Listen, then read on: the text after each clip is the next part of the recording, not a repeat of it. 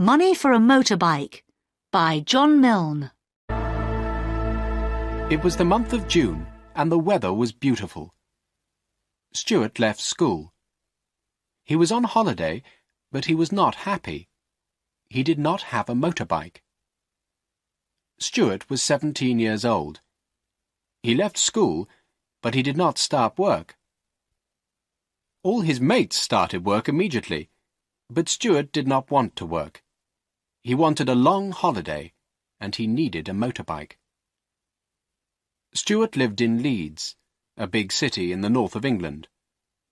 Leeds is a busy city, full of offices, shops and factories. It's not a good place for a holiday.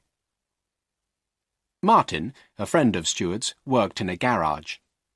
Martin had a bike for sale. It was a beauty, a Japanese Suzuki. Martin wanted £350 for the bike, but Stuart did not have £350. He didn't have any money. Stuart went and looked at the bike every day. It was a beauty. He wanted to buy it. Where can I find £350? Stuart asked himself. Stuart left the garage and walked back home. His house was in Blenheim Street, near the university. There were lots of old, empty houses in Blenheim Street. The university was one of the biggest in England. The university often bought land and buildings. Most of the old houses in Blenheim Street belonged to the university. Some of these houses had been empty for years. Stuart often searched through them. Sometimes he found old books and gramophone records. One day, he told himself, I'll find something valuable. There was a large house at the corner of Blenheim Street. Its owner, a rich old woman, had died a few days ago. The university bought the house immediately. Now the house was empty. There was wood across the front door, and the windows were broken. Someone looked out of a window. It was a man of about 20. He had long hair and was wearing a headband. He looked strange. He was a squatter. Squatters live in old, empty houses, and they don't pay any rent. The stranger waved to Stuart. He wanted to speak to Stuart. What does he want? Stuart asked himself. Hi. Hello. Like to help me? Okay. Watch this house. How long? Half an hour. Okay. I'm Stuart. My name's Frank. I'll go and get my things. Are you going to squat here, Frank? Yes. Don't let anyone else in. I'll be back soon. Okay. See you. Frank walked off slowly down the street. His head was bent forward, and he was looking down at the pavement. He was about 20, but he looked much older. Frank went round the corner, and Stuart turned towards the house. It looked interesting. The window was low, quite near the ground. The street was empty. Stuart put one leg over the windowsill and looked inside. Outside, the sun was shining brightly. Inside the house, it was dark. Stuart stood for a few moments and waited. Slowly, the inside of the room became clearer. There was a calendar on the wall. Lots of old newspapers were lying around on the floor. There was a mattress against the far wall. It looked new. Stuart looked up and down the street. There was no one around. He quickly climbed into the room. Stuart walked to the middle of the room and kicked away the old newspapers. There was nothing underneath them. There was no carpet, and the floorboards were covered with dirt. Stuart took the calendar down from the wall. It was an old one, 5 years old. No one had changed it for 5 years. Then Stuart remembered. The owner of the house, the old woman, had been ill for a long time. She hadn't got out of her bed for 5 years. The mattress was leaning against the far wall. Stuart went over and looked at it carefully. It was a good mattress. Stuart picked up the mattress and turned it over carefully. There was some stitching along one side, about 10 centimetres long. Stuart held the mattress between his knees and took out a small knife. Stuart cut the stitches carefully and then put his hand in the hole. He felt a bundle of newspapers and pulled it out. He quickly unwrapped it. Inside the bundle of newspapers, there were some banknotes.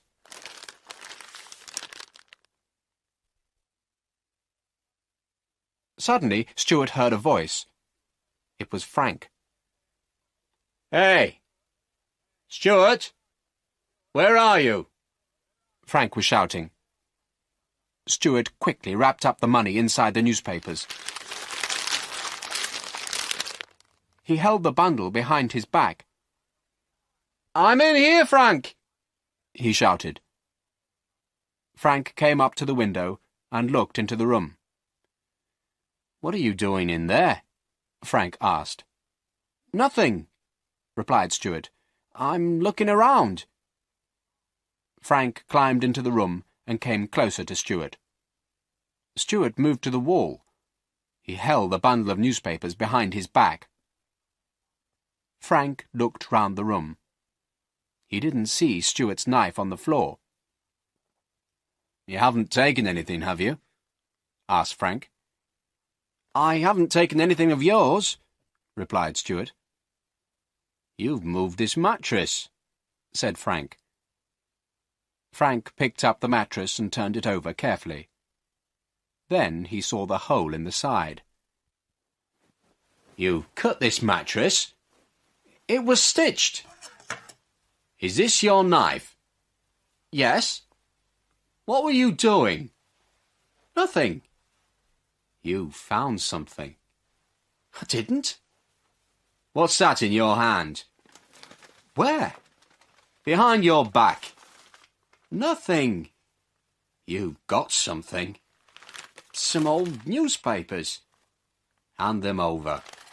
"They're mine." Stuart remembered the motorbike. He needed the money. He was going to keep it. It was his money, not Frank's.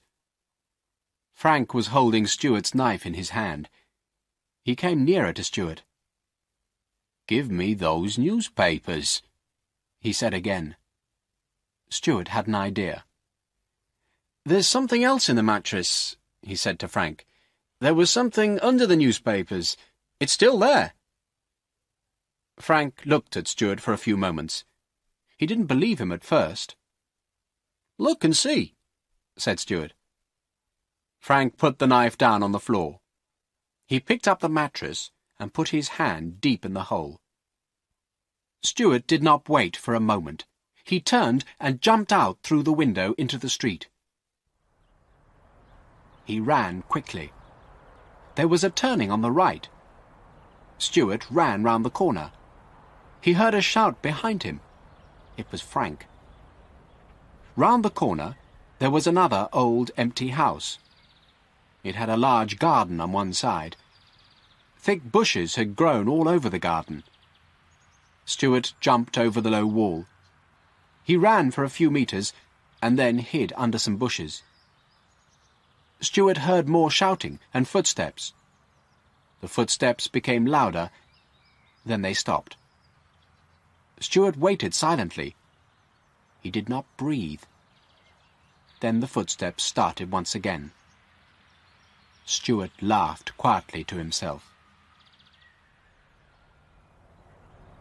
Frank had quickly picked up Stuart's knife. He jumped out of the window after him. Frank saw Stuart. He was running round the corner. Frank ran after him and turned the corner, but the street was empty. Frank stopped for a few moments and looked around. He noticed the old garden. Perhaps he's in there, thought Frank. But everything in the garden was quiet. Frank saw nothing. There was another corner farther down the street. Frank started running again. He was still holding Stuart's knife. Stuart was happy. He had escaped from Frank with the money. Stuart sat up under the bushes and opened out the newspapers. The banknotes were wrapped tightly together. Stuart unwrapped them and counted them carefully. 10, 20, 30...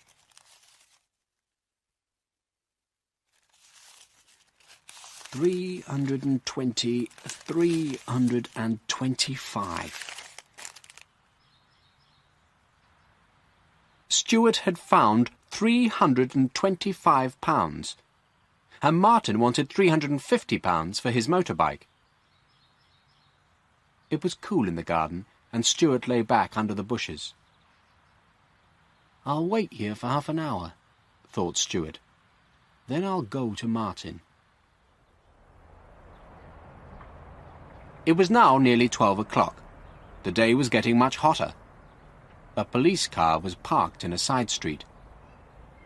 There were 2 policemen in the car. The sergeant, a fat, round-faced man, was half asleep.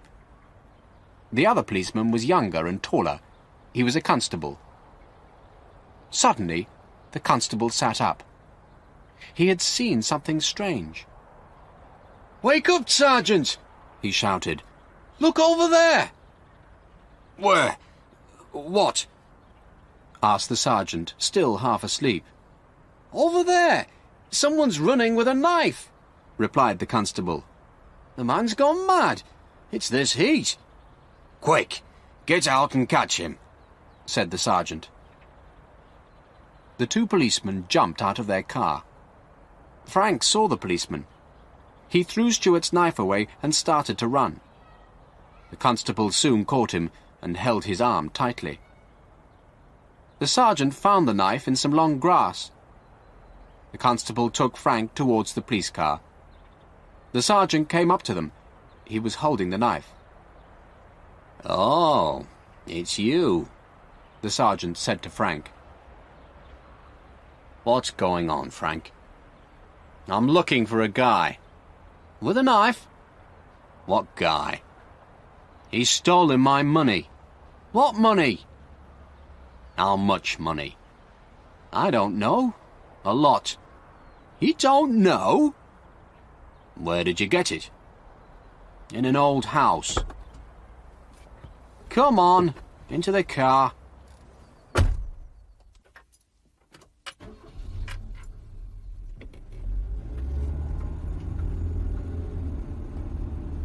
"Where are you taking me?" asked Frank. "To the police station," replied the constable. "But I haven't done anything. The money was mine. That guy took it. What's his name? Stuart. Stuart took it." "Who's Stuart?" asked the constable.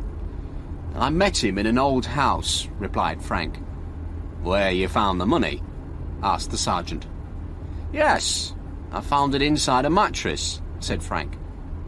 "Who's got the money now?" asked the sergeant. "That guy, Stuart. He ran away with it." "So now we have to find Stuart," said the constable.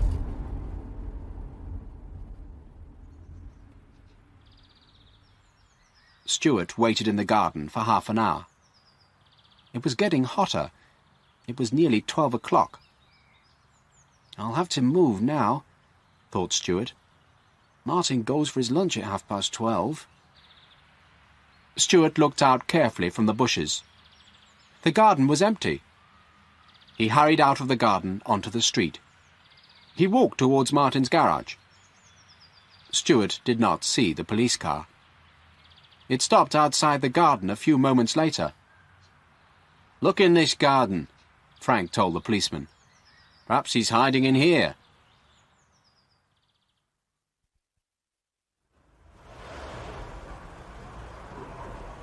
"Hi, Martin." "Hello, Stuart." "How much for the bike?" £350. I want it. How much for me? Still £350. Have you any money? Yes. How much? £300. No, that's not enough. 325? OK, she's yours. Great, thanks.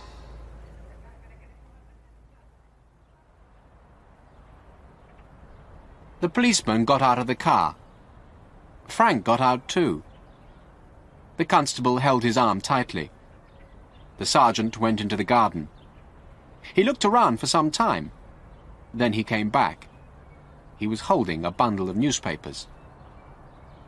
"There's no one there," the sergeant said, "but I found these old newspapers." "That's them!" shouted Frank. "Something was wrapped in those newspapers." Just then a motorbike drove up towards the police car. "That's him!" shouted Frank excitedly. "That's the guy! He's bought a motorbike with my money." "Stop!" the sergeant called to Stuart. "Stop!" Stuart did not see Frank. What do the police want? Stuart asked himself. I haven't done anything wrong. I'm driving correctly. Stuart stopped the bike by the side of the road. He took off his helmet. "Is that bike yours?" the sergeant asked him. "Yes, it's mine," replied Stuart. "I bought it at the garage down the road." Then Stuart saw Frank. "What have you told these cops?" Stuart shouted angrily at Frank. "We'll all go to this garage," said the sergeant. They all walked back to Martin's garage. A big black cloud now covered the sun. It was beginning to rain. "So, this lad paid you £325 for this bike," the sergeant said to Martin. Martin agreed. "And where did you get this money?" the sergeant asked Stuart. "I found it," replied Stuart. "I found it in a mattress. It was in an empty house." The sergeant took the money from Martin. "We'll look after this money," he said. "You two can go now." "It's my money!" shouted Frank. "Do you want to come to the police station with us?" asked the constable. Frank walked away, still shouting. "I'm sorry," Martin said to Stuart. "It's my bike again." "Not for long," replied Stuart. "What do you mean?" asked the sergeant. "It has started to rain now," replied Stuart. "I don't want a holiday. I'm going to get a job. I'm going to save another £325 and buy that bike."